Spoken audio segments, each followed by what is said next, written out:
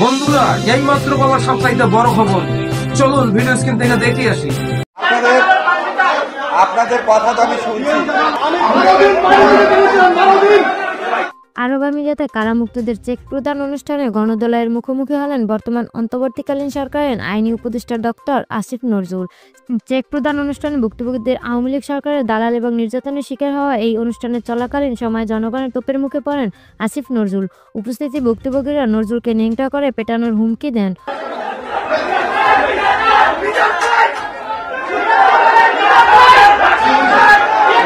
আমার মনে হয় আমরা একটু অনুরোধ করছি, আমরা একটু আপনাদেরকে শান্ত হওয়ার জন্য অনুরোধ। যারা ছিল অবশ্যই তারা জড়িত। বৈষম্য বিরোধী ছাত্র আন্দোলন চালানোর সময় আমাদের অনেক ব্যবসায়ী ভাই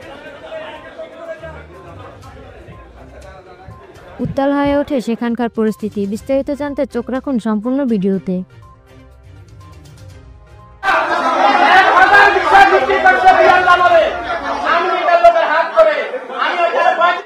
বন্ধুরা, এরকম আরো নিত্য নতুন আপডেট খবর পেতে আমাদের ইউটিউব চ্যানেলটি সাবস্ক্রাইব করে আমাদের সাথেই থাকবেন। ধন্যবাদ।